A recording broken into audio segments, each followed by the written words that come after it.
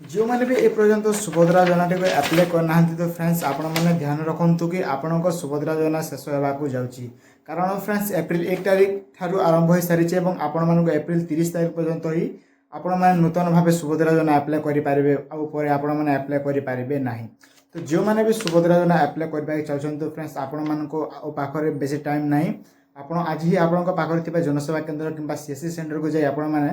सुभद्रा योजना आप्लाय करे नियंतु। फ्रेंड्स मैंने आपण जानिथिबे कि जेमिति कि आपण मानको जदि एप्रिल 1 सुद्धा 2026 एप्रिल 1 सुद्धा आपण को 21 वर्ष होइछि किंबा ताठो अधिक होई सारिछि तेबे आपण माने बयस 60 वर्ष मध्य थिबो तेबे आपण माने सुभद्रा योजना आप्लाय करै परिबे एवं वर्ष को दुई थर आपण को 5,000 आपण को 10,000 टंका आपण मानको वर्ष को मिलिबो मोट आपण मानको 50,000 टंका मिलिबा को जाउछि सुभद्रा योजना अधीन। तो जो महिला माने भी जदि आप्लाय करबा चाहछन तो फ्रेंड्स माने आपण मानक पाखरे बहुत कम टाइम अछि आपण माने सीएससी सेंटर किंबा जनसेवा केन्द्र को जांतु एवं आपण सुभद्रा योजना टी आप्लाय करै नियंतु।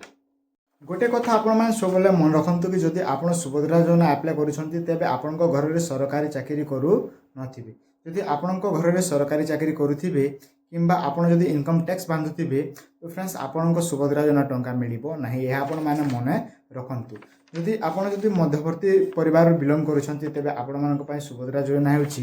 गोटे माध्यम आपण मानकु सशक्त हेबा पय। तो जो महिला माने भी आप्लाय करबा चाहछन तो फ्रेंड्स माने आपण पाखरे बहुत कम दिन अछि आपण माने आज ही जानतु एवं आपण सुभद्रा योजना टी आप्लाय करी नियंतु। ए सुभद्रा फॉर्म मध्ये आपण मानकु सीएससी सेंटर किंबा मो सेवा केन्द्र रे किंबा आपण अंगनवाड़ी पाखरे आपण ए फॉर्म टी उपलब्ध अछि एवं मो रखंतु कि फ्रेंड्स एही फॉर्म टी आपण मानकु मागणा रे दिया जीवो। तो फ्रेंड्स माने आपण माने जदि आप्लाय करबा चाहछन तो आज ही आपण माने जाई कि आप्लाय करी नियंतु।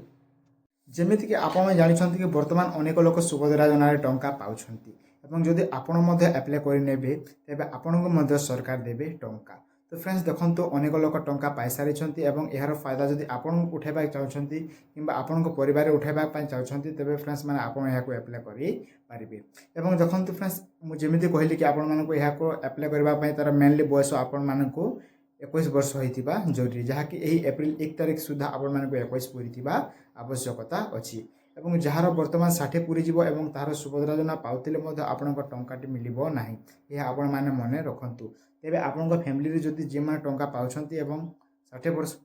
एवं फ्रेंड्स माने अनेक लोकंक मध्य गोटे क्वेश्चन अछि कि सुभद्रा योजना जेतेबेला आपण अप्लाई करिबे आपण के डॉक्यूमेंट को नेकी जीवाको पड़िबो। तो देखन फ्रेंड्स जदि आपण सुभद्रा योजना अप्लाई करूछंती तेबे आपण मानको किछि डॉक्यूमेंट दरकार नै जस्ट आपनको आधार कार्ड नेकी जिबे एवं आपनको मोबाइल नंबर टी देबे एवं मन रखंतु फॉर्म भी जेमिति कहली कि आपण मानको सेठी मिली जिवो। तो बेस आपनको एमिति डॉक्यूमेंट नै कर गले आपण मानको सुभद्रा योजना टी अप्लाई करी दिया जिवो। एवं फ्रेंड्स देखंतु जेमिति कि आपण जानथिबे कि सरकार को पक्षरु एही सुभद्रा योजना भी आपण मानको मागणार उपलब्ध अछि जेतेबेला आपण अप्लाई करबाकू जिबे। तो आपनको टंकाटी मते लागिबो नाही तो आपण जदि चाहछंती तो आपण माने अप्लाई करे नियंतु।